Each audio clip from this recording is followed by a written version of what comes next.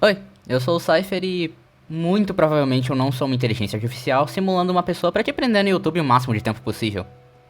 Provavelmente. Enfim, falando em simulações, você gosta de atividades? Maravilhas, perigo, dor, sofrimento, agonia, morte, doença, pudim de festa? Então você veio pro lugar certo.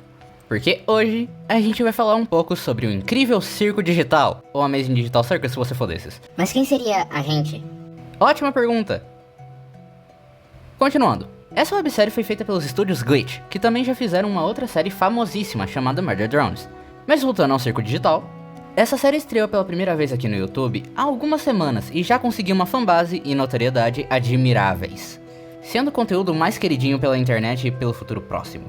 O que é uma coisa que já tava na cara que ia acontecer, já que, vamos ser sinceros, eles juntaram todos os arquétipos de personagens mais famosos e queridos em um único ambiente digital inexplorado, colocaram mistério, tensão psicológica e desconforto, e pam! Você tem a série favorita dos internautas. Unir todos esses tipos de personagens diferentes com ideias tão estranhas nem de longe deve ter sido fácil. Trabalhar com eles e levar eles a fazerem sentido e parecerem naturais não é uma coisa fácil nem na vida real. Quem dirá numa série? Mas, de algum jeito, eles conseguiram. E agora, só nos resta esperar e ver como as coisas vão se desenvolver. Ou deixar a ansiedade falar mais alto e criar teorias. Então vamos dar uma olhada no enredo da série. O incrível circo digital conta as aventuras de Pomni, a personagem mais recente do circo e a nossa personagem principal, Hagatha, Jax, Kinger, Gangle e Zubul. Cada nome é mais fácil de falar que o outro. 6 humanos presos em um mundo virtual sem lembrar dos seus antigos nomes e muito provavelmente nem do seu passado, que agora tem que lidar com seus novos corpos e a sua nova vida, evitando enlouquecer e acabar sendo abstraídos e enviados pro porão com os outros monstros de lá. Para fazer isso, eles passam um tempo conversando, explorando e cumprindo as aventuras criadas pelo mestre do circo, Cain, ou Caim, que é uma inteligência artificial que controla e vê quase tudo nesse mundo. Até aí, nada parece ser muito além do normal para uma história desse tipo que se passa na internet. Eles passariam os dias tentando encontrar a saída, descobrir quem eles são, cadê o coisa que eu tava lendo. Eles passariam os dias tentando achar a saída, descobrir quem eles são, por que eles estão presos, e no final descobririam que quem prendeu eles lá é o Cain, quebrariam ele e boa, liberdade, né? Não. Já nesse piloto, a Pomni acha a porta da saída e entra lá. Mas quando isso acontece, ela se encontra em um mundo muito parecido com as Backrooms. Uma série de corredores de escritório infinitos e vazios. Só com materiais de trabalho, arquivos, estantes e computadores, um dos quais a gente pode imaginar que seja o computador que a própria Pomni já usou. Já que quando ela vê esse em específico, um único desligado, ela começa a rir em desespero e sai de lá o mais rápido que ela conseguiu. Provavelmente ela riu por se recusar a acreditar que isso realmente está acontecendo e reconheceu o próprio cubículo. Esse também é o cubículo que aparece no fim do piloto, dando a entender que a pessoa que entrou é a pessoa que estava usando esse cubículo, vulgo Pomni. Além de que já foi confirmado que o Cain não é do mal, ele só é um pouco ignorante de como a mente humana funciona. O que faz sentido porque ele mesmo diz isso. Uma das poucas coisas sobre a qual não tenho controle algum é a sua mente. Com a implicação de que todos os humanos entraram lá a partir de um headset VR, esse que eles aparentemente não conseguem tirar. E aparentemente isso faz com que eles percam o limite de espaço uma vez que eles entram no circo, já que a gente vê eles andando pra todo lado sem nenhum problema ou sentir o fio do headset puxar. Mas o provável computador da Pomni estando sem ninguém. Com isso a gente já tem muitas perguntas para serem respondidas e muitos mistérios em cima desses assuntos. E eu fiquei pensando aqui, e eu acho que eu tenho algumas ideias de aonde isso pode acabar indo. Dessa vez eu pensei a quantidade certa. Primeiramente, a gente precisa situar exatamente o que é o circo digital para entender as implicações que ele tem. Para isso, a gente pode olhar em 2 lugares específicos, a abertura do circo e o site thewackwatch.com. A abertura é a parte mais simples de ver. Bem no comecinho do piloto dá pra ver que quando o circo é aberto, ele tem toda uma aberturinha e uma tela inicial, bem remanescente dos programas e jogos dos anos 90, que é reafirmado tanto pelo fato de precisar de um headset para entrar no circo, quanto pelo site, que nos mostra exatamente a tela inicial do lugar, com botões de jogar e opções, o que significa que quando falamos do circo, a gente está falando sobre um jogo de videogame, muito provavelmente da década de 90 ou do começo dos anos 2000. Mas eles têm óculos VR. Como que isso ainda vai estar nos anos 90? Eles são uma coisa recente que só agora foi começar a ser desenvolvida, né? Alguém na plateia deve pensar. O que não é verdade, já que em 1961 foi criado o primeiro precursor dos óculos VR de hoje em dia. O óculos se chamava Headsight, e já incorporava ecrã de vídeo para cada olho e um sistema de rastreamento de movimentos. E não só podia, como era usado da maneira como a gente vê hoje nos headsets. Beleza, mas e o Cain? Ele é uma inteligência artificial. Nem ferrando isso já existia na década de 90. Outra coisa que, por incrível que pareça, tá errada. O que a gente conhece hoje como inteligência artificial já estava sendo planejada lá em 1930 com a máquina de Turing, que fazia exatamente o que a gente espera de uma IA hoje. Fazer a lição de fazer processos cognitivos em etapas para chegar a um resultado sem maiores interferências humanas. Tudo, obviamente, através de um algoritmo próprio, que aprende sozinho.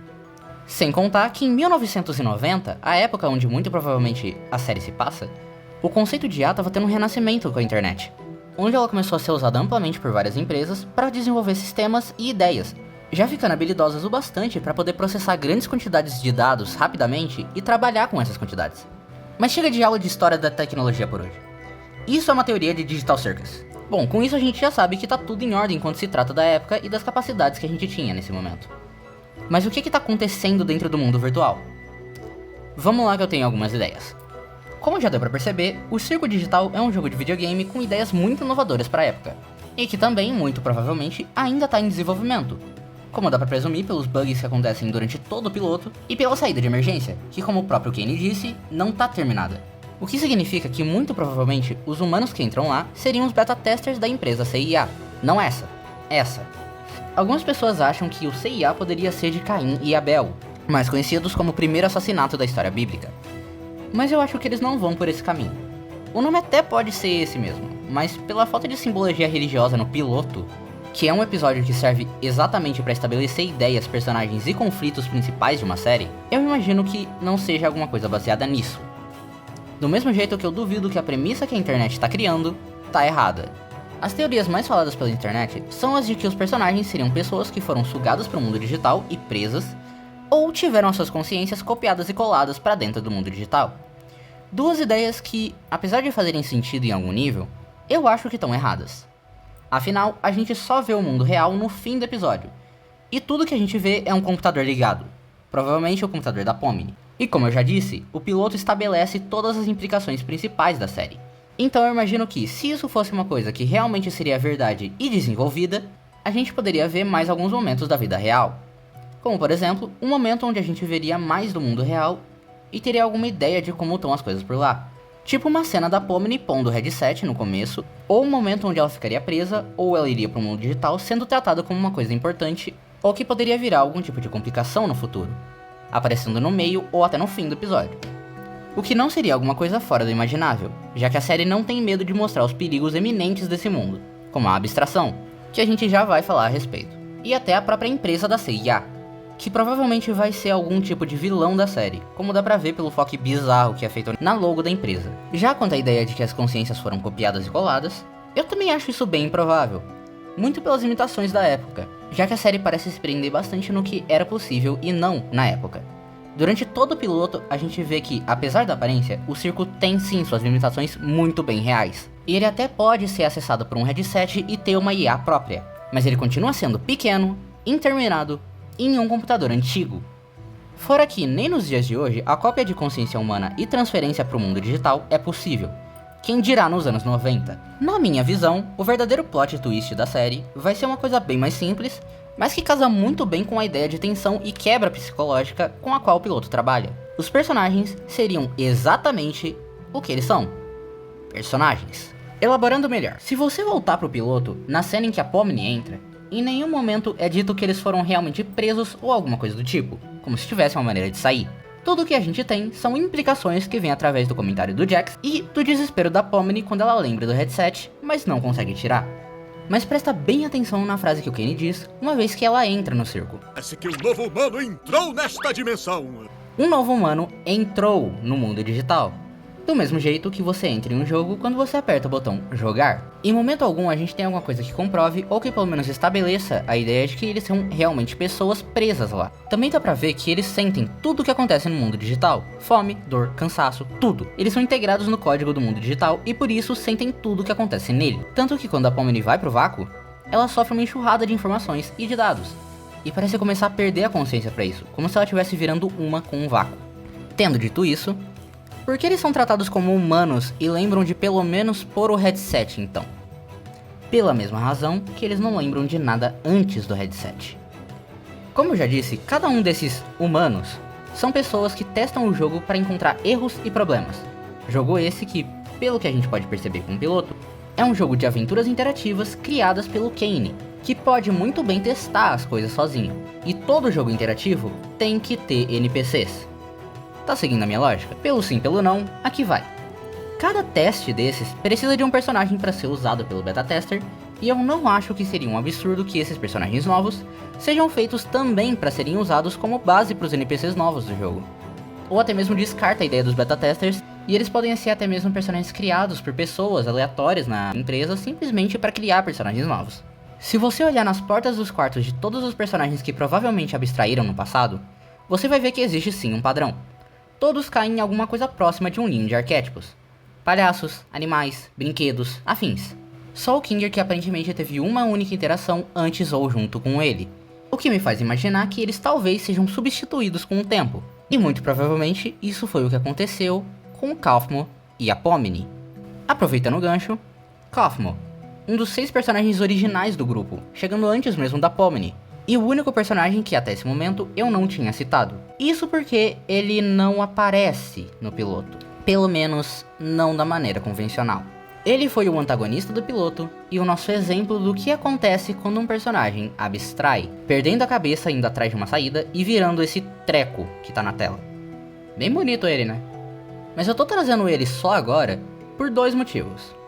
Primeiro, a Pomni entra no circo só depois que o Kaufmo abstrai, já que é nesse mesmo dia que ele não aparece pra aventura. E pelo jeito que os outros personagens agem, sem dar muita falta dele, isso provavelmente até pode ser uma coisa frequente, mas que não demora muito. E ela apareceu completamente sem aviso ou que alguém soubesse que ela ia chegar. Segundo, você sabe o que abstrair, ou abstract, na língua original, significa? Abstração é uma forma de reduzir a complexidade e tornar um projeto mais eficiente e simples na programação, ignorando ou tirando de vez qualquer coisa que seja inútil ou distraia do principal em um código. Então, cada vez que um personagem se torna desinteressante, digamos, sei lá, por frequentemente não participar das aventuras e ficar preso no quarto o tempo todo, indo atrás de uma coisa que não vai interessar a pessoa que estiver jogando o jogo, o seu código seria abstraído e usado em um próximo personagem do circo, melhor e mais interessante do que o último. E na vida real, cada vez que alguém seria abstraído, um funcionário seria notificado e mandado para criar um novo personagem para receber esse código. Mas agora, o que causaria abstração, já que ela não é diretamente ligada com a loucura do personagem, como não só a teoria, mas a existência do Kinger como um todo afirmaria? Se essa ideia estiver certa, o programa seria uma coisa que se repete constantemente, usando de informações passadas para criar uma coisa melhor e nova, aprendendo com os erros do passado. Uma coisa que soa bastante como inteligência artificial, não é? E o que o Kane diz mesmo quando ele vê a bagunça que o Kaufman faz? Ah, é? Culpa minha. Caim. Ele até pode não ser mau, mas com certeza é o principal programador do jogo e busca criar NPCs perfeitos para criar o jogo perfeito. E o plot final possivelmente seria a revelação de que todos eles são só personagens que interagem e testam o jogo antes dele ser lançado. E a escolha e impasse final seria entre desligar o Kane e com ele o circo digital, do qual eles não conseguem sair, indo junto com ele, ou ficar nesse loop infinito e aceitar todas as atrocidades que eles têm que viver em nome da própria vida e sanidade. Uau! Eu não achei que isso ia ficar tão comprido quanto ficou. E ainda tem muita coisa pra falar. Eu tive que deixar muita coisa de fora. Tipo o aparente poder superior que o Jax tem, o que seria o vácuo, por que a Lua ama tanto Kane, se o Kane tem um irmão maligno secreto, e coisas desse tipo. Então, vocês podem esperar por mais desse tipo de coisa no futuro.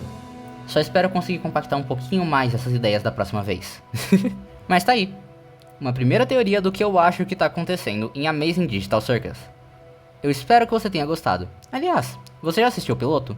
O que você achou? Você viu alguma coisa que eu não vi? Quer discutir ou apontar algum furo da minha teoria? Comenta aí. Essa websérie é um gigantesco livro em branco, só esperando pra ser escrito e quebrar a minha cara e de outras que fizeram teoria a respeito. Mas enquanto isso, não esquece de dar o like, se inscrever e ativar o sininho, é rapidinho. E eu espero poder te ver de novo logo. Tchau!